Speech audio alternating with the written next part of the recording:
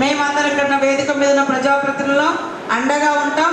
మీరు చేయాల్సింది కష్టమైన ఇష్టంగా చదువుకోండి, కష్టాన్ని ఇష్టంగా ఎంచుకోండి.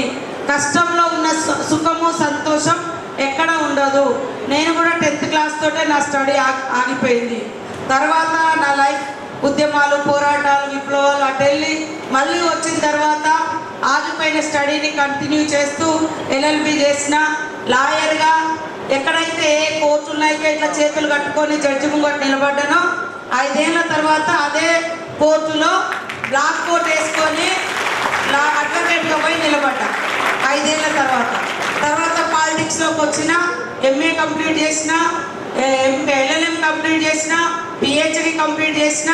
మొన్ననే 2nd PhD కోసం ట్రై చేసిన, కానీ జస్ట్ క్వాలిఫై అయినా కానీ 1 మార్కు 2 మార్కులు ముందున్న వాళ్ళకు సీట్ వచ్చింది, అడ్మిషన్ వచ్చింది. నాకు దొరకలేదు ఉస్మానియా యూనివర్సిటీలో. అయినా తగ్గకుండా మళ్ళీ MA కాన్స్టిట్యూషన్లో MA LLM చేయాలని మళ్ళీ ఫీజు కట్టిన. ఇప్పుడు మళ్ళీ ఎగ్జామ్ ఉంది. అంటే ఇదంతా ఎందుకు? ఆత్మవిశ్వాసం, ఆత్మగౌరవం, మనల్ని మనం రెస్పెక్ట్ చేసుకోవడం, జ్ఞానాన్ని పెంచుకోవడం, ఇది చాలా అవసరం.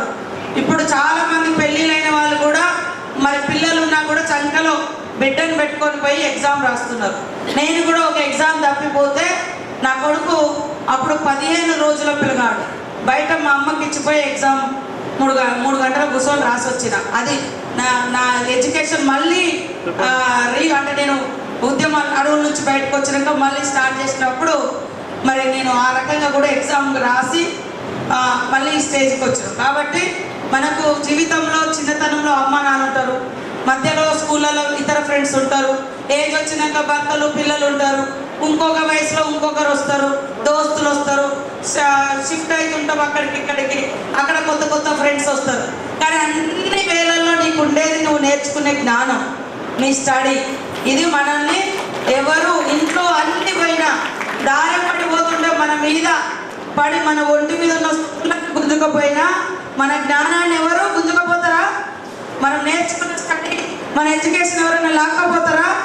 లాక్కపోరు. మనం 1000 మందికి ఇంకా మన జ్ఞానాన్ని పంచి గొప్పవాళ్ళుగా తీర్చిదిద్దే అంత శక్తి జ్ఞానవంతుల దగ్గర ఉంటుంది.